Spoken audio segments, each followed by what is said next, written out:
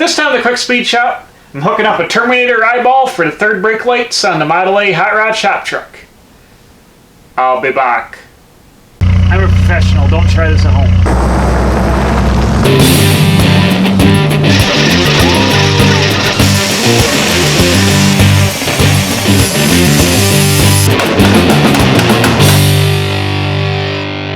I went to the trailer store and I bought some LED lights for the back of the roof. These are 3/4 inch diameter, like trailer lights. They'd be on your marker lights for your trailer, but they've got a little LED diode in there. These are going to mount right in the little peak of the roof. So I want to think about getting these mounted.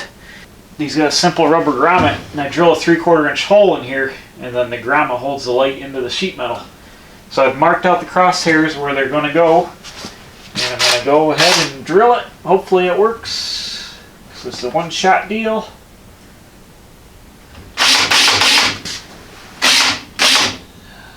Here we go.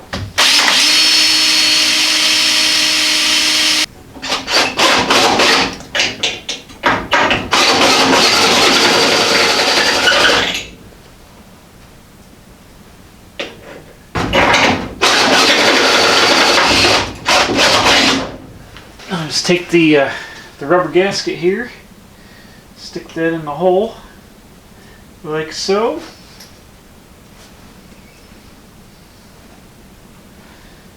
This should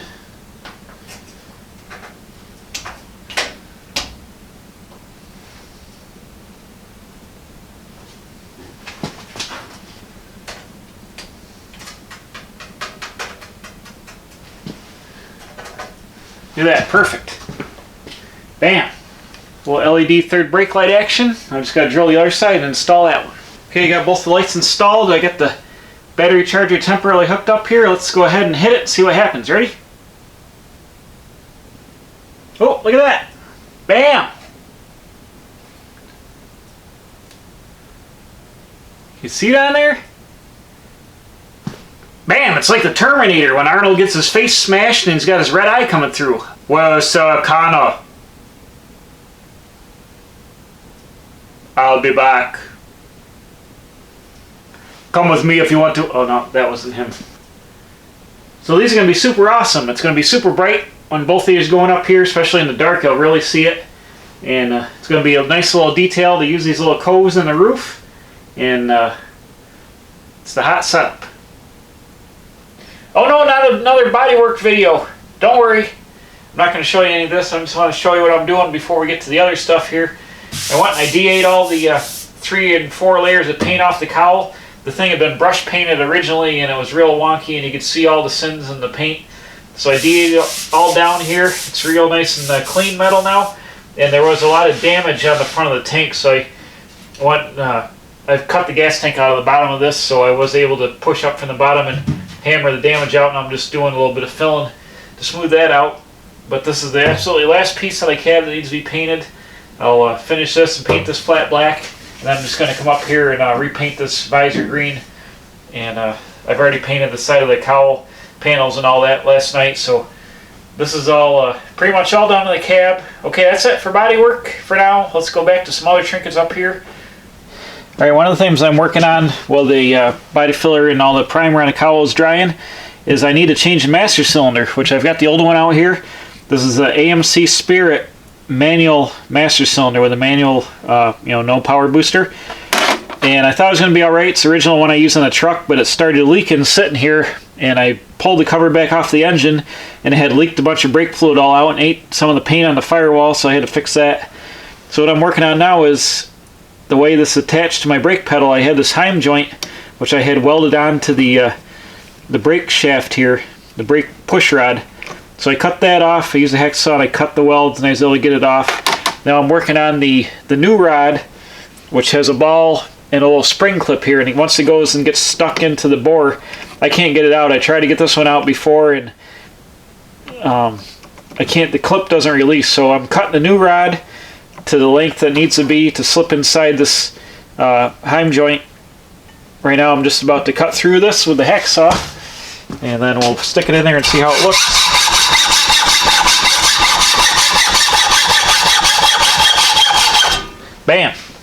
So I've got the rod here. The sticks goes in here quite a ways, and I cut it just a little bit longer because I didn't have this seated all the way down inside the heim joint before. I only had it halfway, so I cut it a little bit longer. Let's see if it'll go into here. Oh, look at that. So, bam. It's got to go ahead, and I'm not going to put the clip on until I get this installed in the truck and make sure it works all right and all that. So I'll do the clip last, because once you engage this with the clip into the bore here, you can't get it back out. So the thing I want to do is drill through this and put a cotter key through this heim joint, through the rod, just like an 1/8 inch one or whatever, to hold this heim joint onto the shaft.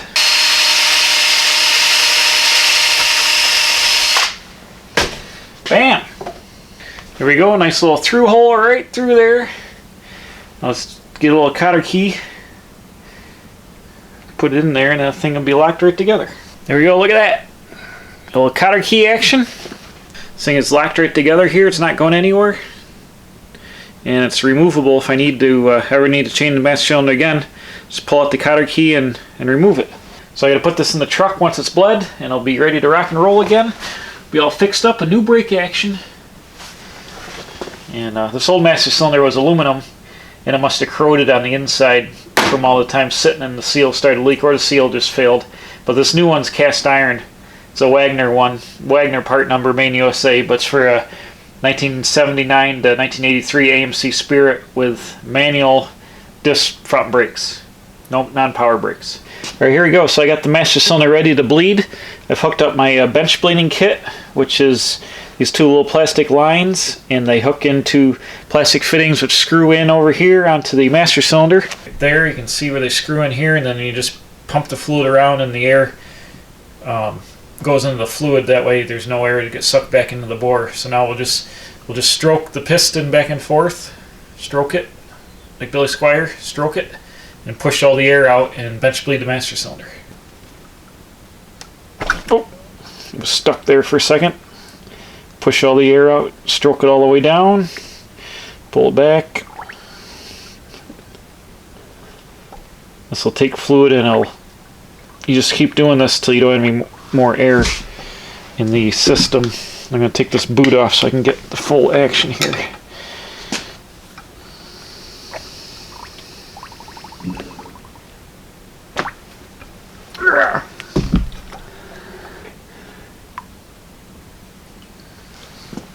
This is just regular .3 brake fluid. I'll just keep working it until there's no more air coming out of the system.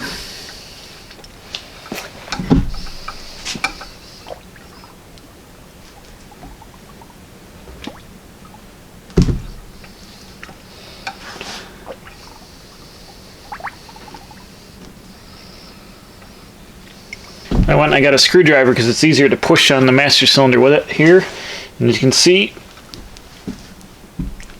I'm only getting about 1 inch of travel now, so it's bled out good. There's not really any air coming out.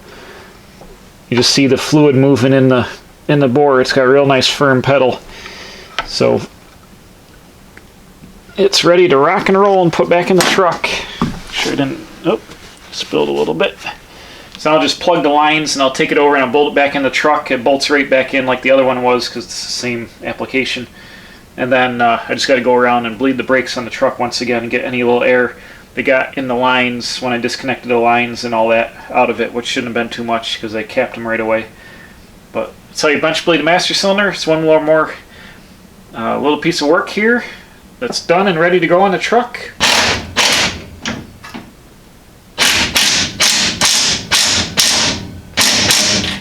Good thing the doors fold all the way around backwards on this thing, so I can reach half the stuff.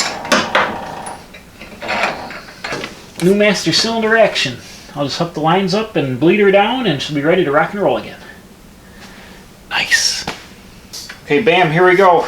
I want to work on the spreader bar. I got a piece of 1 3/4 inch, what is it, like 3/16 wall stainless steel pipe.